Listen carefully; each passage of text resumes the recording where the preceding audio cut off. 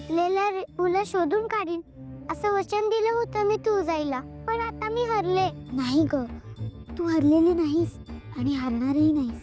त्या सदूने मुद्दाम तो छोटा माठ फोडला, म्हणजे तोच मत्सर असणार. तुलाही असं वाटतंय? हो, मला खात्री आहे. आता आपल्याला फक्त वेगवेगळ्या मार्गाने त्याचा प्रभाव कमी करावा लागेल, तरच त्याला हरवता येईल. तू काळजी नको करूस. तुझ्यासारखी मैत्रीण भेटायला खूप भाग्य लागतं उमा. असं काही नाही ग, उलट माझंच मोठं भाग्य. आधी माझ्यावर आईसारखं प्रेम करणारी मला तुळजाई भेटली, आणि आता तुझ्या रूपाने बहिणीसारखी माया करणारी मैत्रीण. जगदंबा,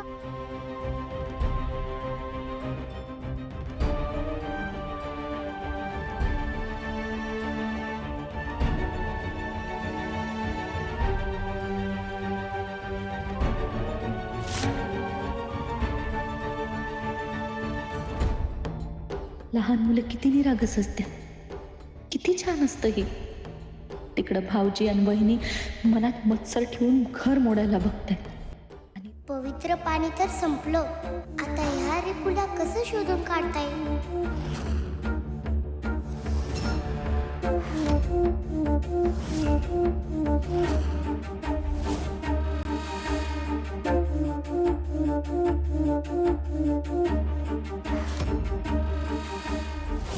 अरे अंजना काकूंसाठी केलेलं ताक आहे हे, अजून चांगलं आहे, अगदी ताजे. त्या पाण्याला देवीचा स्पर्श झाला होता, म्हणूनच हे अजून टिकलं असणार आहे. तर तू हाच मत्सर आहे की नाही हे आता आम्हाला शोधून काढणं सोपं होईल.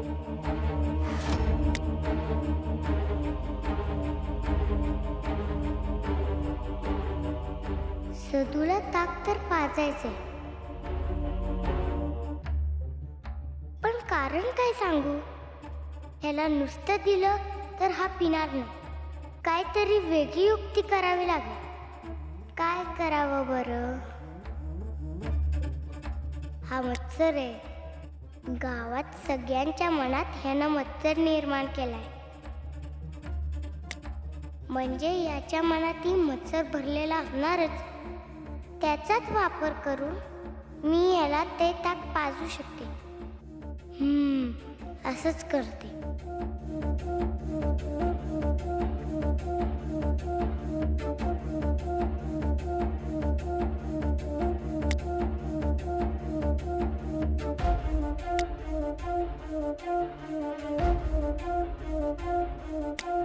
हा, किती मस्त आणि गारगार ताक आहे हे. मला तर खूप तहान लागले बाबा. आता हे ताक मी पिते म्हणजे माझी तहान पण भागेल आणि पोट पण भरेल. एवढं गार वाटेल ना ताक प्यायल्यावर.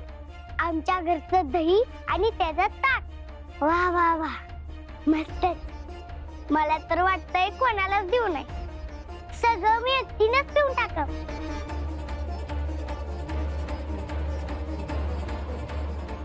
जगदंबा, हे काय पितेस तू? तुला कशाला सांगू? मी विचारतोय ना, सांग मला. अरे ताक आहे, मस्त एकदम. मी सगळं पिणार. तूच का पिणार ते? गोड आणि छान असेल तर मलाही हवंय. मी कशाला तुला देऊ? मी नाही देणार. एकच पेलाय आणि तो मला हवाय. का नाही देणार? मी घेणार. नाही देणार. मी मोठा आहे तुझ्यापेक्षा, ह्याच्यावर आधी माझा हक्क. अरे पण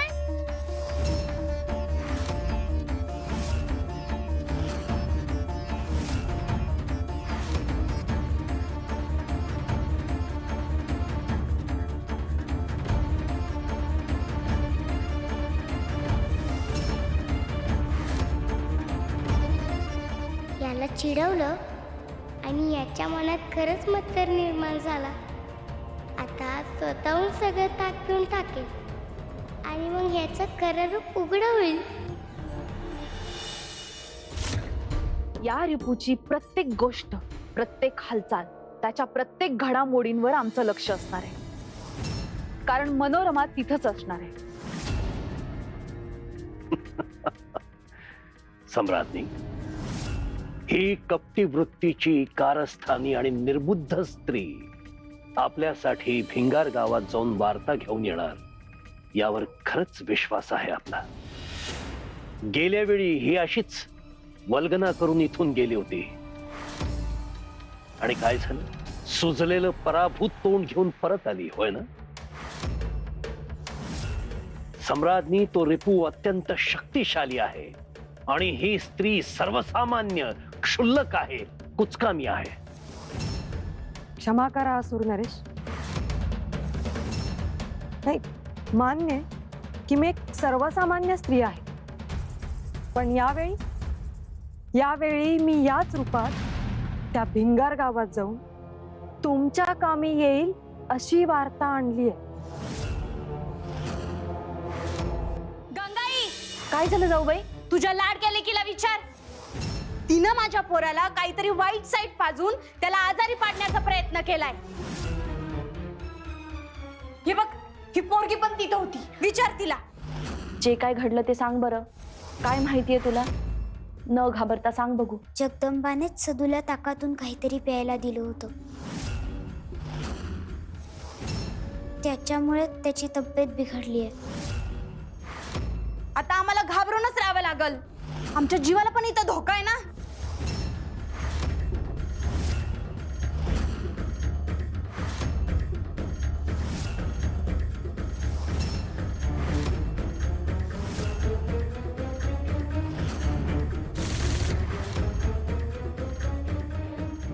उमा, काय झालं ग? आई का चिडले?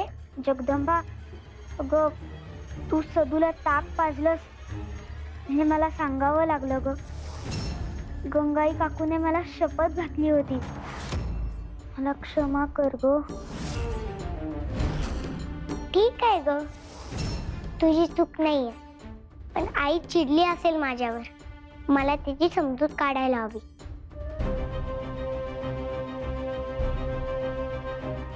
जा जगदंबा, कितीही समजूत काढ, त्यानं काहीही फरक पडणार नाही.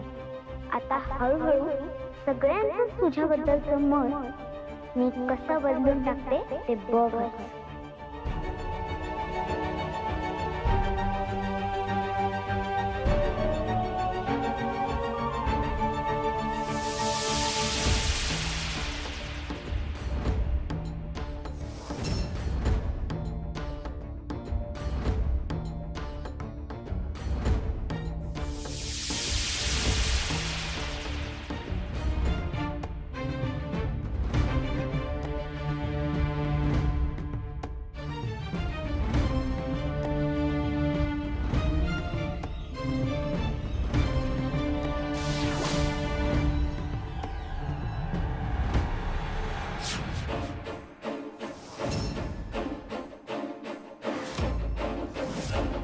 हे काय? कुठं आले म्या? बाया देवयाने मला मोक्ष दिला का काय?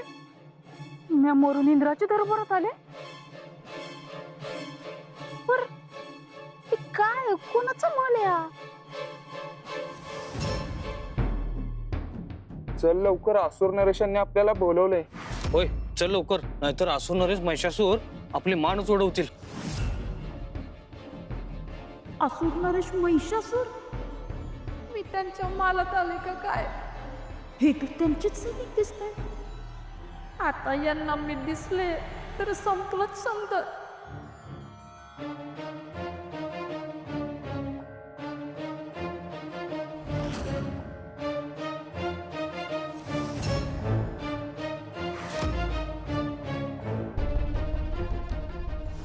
हे आणि काय, हे असे इथून निघून कसं गेले? यांना मी दिसले कशी नाही?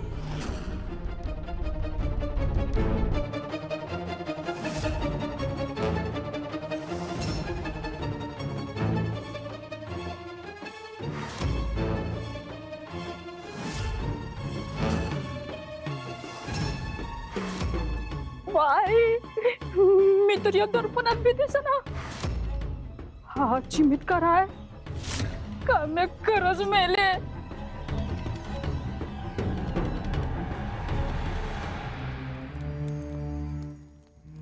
आई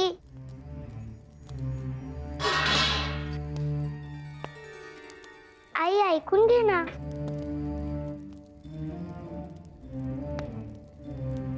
आई मला तुझ्याशी काहीतरी बोलायचंय.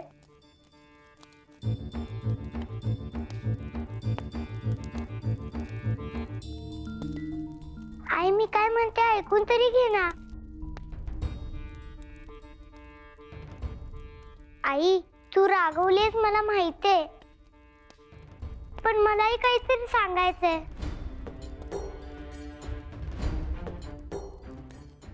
आई ऐकून तरी घे ना. आई मी काही चुकीचं वागले नाहीये. काहीच चुकीचं वागली नाहीयेस तू. तूच सदूला ते ताक प्यायला दिलंस ना व? त्यात काहीतरी होतं ना? मला खरं खरं सांगा जगदंबा. हे बघ, आई हाय हा मी तुझी. माझ्याशी खोटं बोलायचा प्रयत्न केलास तर बघ. मी आईशी कधीच खोटं बोलू शकत नाही. खरं काय आहे ते तिला सांगावं लागेल, पण सध्या तरी मी तिला सगळं खरं सांगू शकत नाही. काय करू?